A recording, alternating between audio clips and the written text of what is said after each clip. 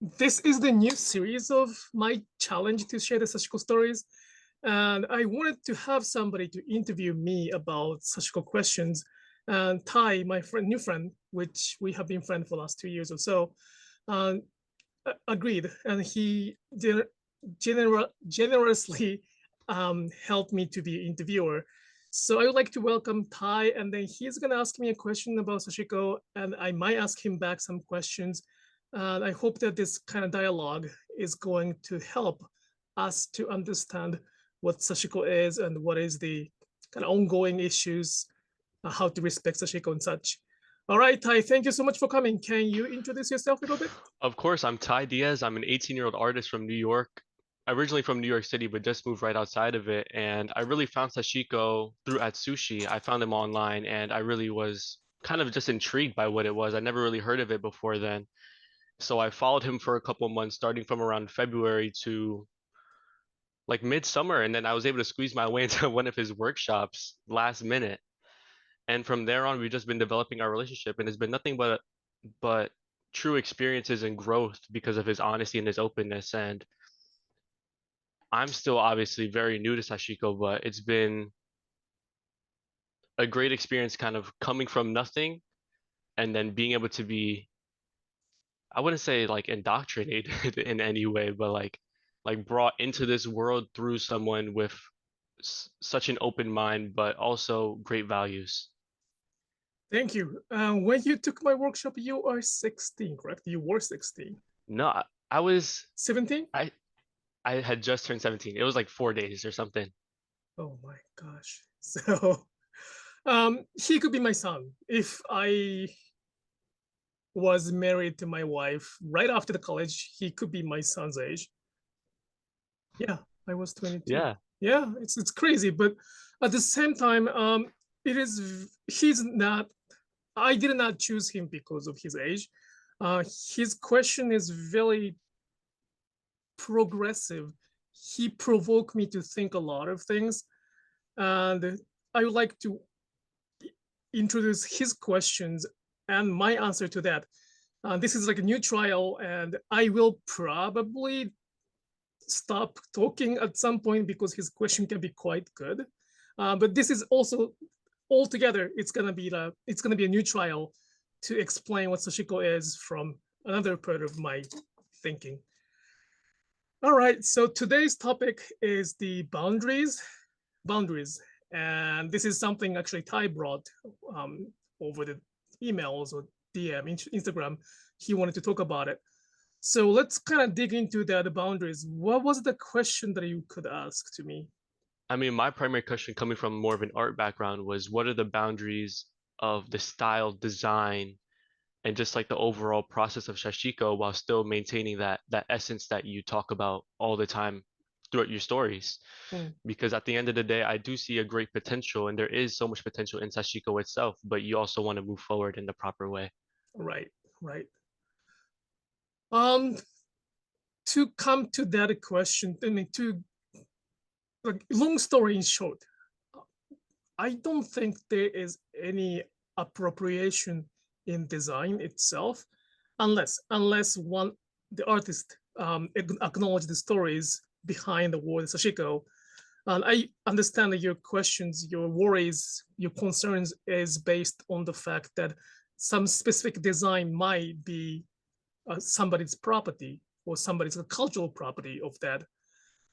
You might wanna you would like to draw the line what is good and what is bad in order to respect the culture. Um, to answer that question, my my message is quite simple, as I explained that in the cultural appropriation videos or the discussion with Yuki-san from JACL.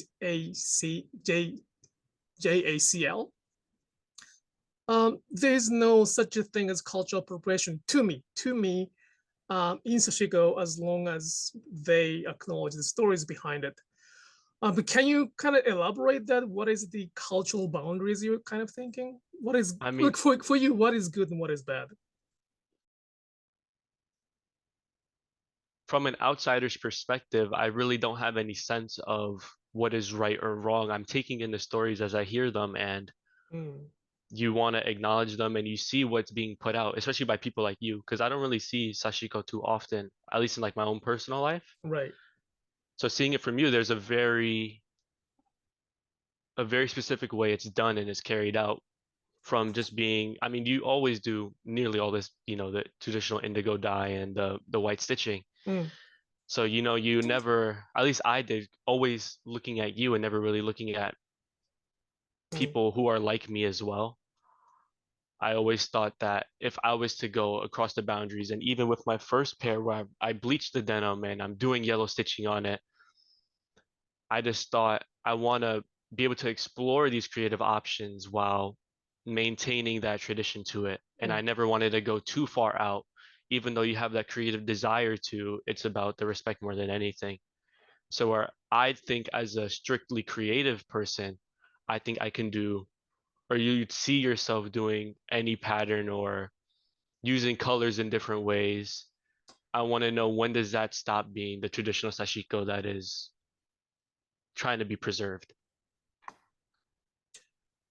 Good question, very good question. And that kind of summarizes a lot of questions I received on the Instagram comment or YouTube's. And I will answer one by one. But long story short, I want you and others be creative as possible. So you can use any colors, any materials on the fabric. Well, thread is kind of tricky. You might want to use the thread we recommend. But any colors you can dye the colors to the rainbow colors if you prefer. Pattern wise, you can use any kind of patterns. There's no such a thing as the boundaries to disrespect the culture. Now we have to kind of make another boundaries. What is the traditions? Probably that's what helps us to understand what Sashiko is. One question, not a question, one follow-up discussion is that, do you see the patterns back? Some people call this Sashiko patterns, but this is not really a Sashiko pattern. This is just simply a geometric patterns. We, Sashiko artisans, happen to use those patterns often because of one biggest significant reason: to make fabric stronger. If we have a stitches throughout, the fabric gets much stronger. If you have one point design, that part you stitch will be stronger, but everything else will not be as strong as the part you stitch. For that, traditionally they try to stitch throughout the fabric with the geometric patterns. So there are no like patterns restrictions. And for that, I would recommend geometric patterns so that stitches can follow the principle of Sashiko to make the fabric stronger.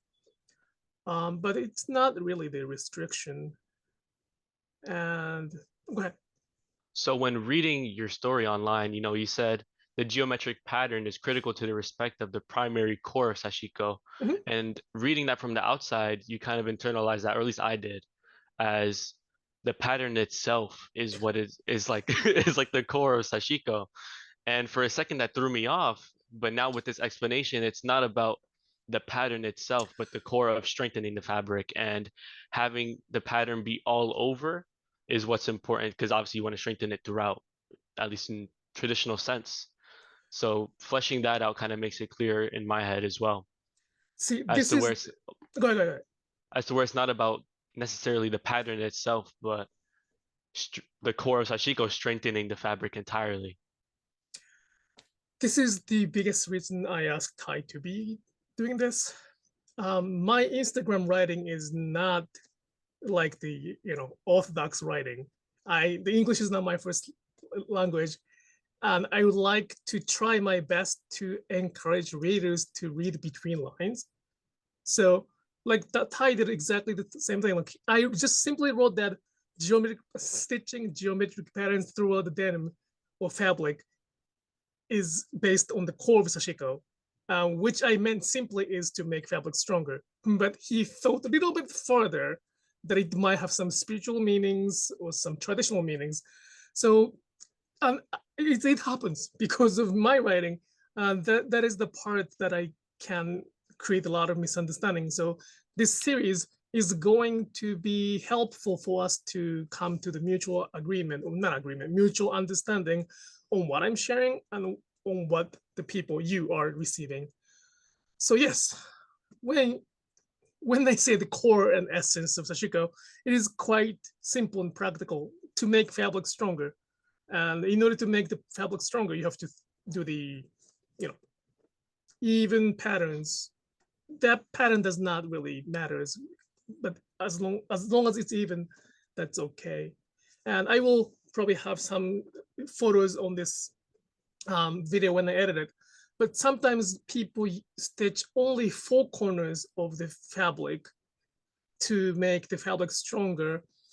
When they make a bag out of those fabric, we call it furoshiki, and I will put the photos somewhere. But traditionally, they did not stitch in the middle. They kept it blank, yet they stitch 4 corners to make the fabric much more stronger when they use it to kind of make a knot. So the whole purpose was to make the fabric stronger. And if they wanted to make a fabric stronger, why not to make it beautiful? So that's kind of like a very, very principle, practical of the Sashiko. When I say core and essence, it's not really that far of the, but again, I really appreciate that. Yeah, and then just coming from an outside perspective, you always tend to look, at least if you're trying to be as respectful as possible, you want to look as deep as possible. Or if you're coming from an outside perspective, you don't really know anything, because when you're comfortable with something, you're familiar with it, you know how far you can go, how even further you can go. But coming from the outside, where you want to be respectful, you always tread that line so lightly, where everything kind of becomes a wall in a sense. And I wouldn't want anyone to feel that way, but just going about it naturally without having full understanding in your head, you always take every precaution available. And that's where I was before. Well, that's more than I don't know. I don't have a word for that. Thank you so much. And for those who are watching this, if you're worried about cultural appropriation, like him, like you, Ty, don't worry about it. If one cares about the stories or even the matters of a cultural appropriation, we wouldn't be having the cultural appropriation to begin with, in my opinion. It happens because we kind of ignored the voice of the people who come from that culture. As the result, we have some issues. So if you're worried about it by you doing Sashiko, don't worry about it too much. Like, do whatever you want. I mean, whatever is like really whatever you want. But if you think that you know everything about Sashiko already, and if you think that you can do whatever you want, then I want to worry about it a little bit to learn more. So I think that it can be a quite good boundaries about what is disrespectful and respect. Is it kind of clear line there, sort of boundary Yeah, wise? I mean, from our talks and just from your message overall, it really comes down to what seems to be to me like your overall intention of doing it. So I hope that this message can be conveyed to many other people. It's the acknowledgement. It's not something you make or something you do. It's more like the attitude or how. It's not what you make, it's how you make it. Ooh, that might be a little bit too much, but because it does not matter how you make it neither. It does not matter what to make or how to make it. It's like attitude that like if you think you know everything about Sashiko, then we have to start worrying about it, because that's a long history outside of your culture here, especially in English. Yeah. That's the boundaries I have for the cultural perspective. Another boundary is, you mentioned traditional. So the background is the indigo and white thread. And yes, many people stitch blue fabric with white thread as the traditional Sashiko. You might not be happy about this answer, but I don't think there's so many significant reasons behind it. Back then, when Japanese had to do Sashiko, the fabric with indigo dye, this dark fabric, was the most available, accessible fabric they could find. Dyeing the thread could be quite challenging, and white itself is from the cotton's color. So as the result, they just simply did it with whatever they had. As the result, they became indigo white, indigo fabric plus white thread. And then you may have a follow-up question like, why does Atsushi, why do you only stitch on the indigo fabric and white thread? Because it's really feel comfortable. My brain is completely damaged, so I cannot just feel comfortable when I do different colors. I have, of course, other colors, but when I do it, I have to kind of try my mentally. I have to not mentally. I have to challenge myself a little bit to not to feel comfortable, to not to feel uncomfortable. So it's like, I use this analogy a lot, but it's like, what do you use for the fries, Ty? Ketchup. Ketchup, mustard, hot sauce. You can use anything. Whipped cream, shake, milkshake. Not bad. Not bad. It could be okay, right? Yeah, it could be good. It could be good, but do you want to eat it every time you have a Probably fries? Well, that's perfectly fine if somebody decided that they want to just use the milkshake when they eat fries, like Prison Break, like a barrack.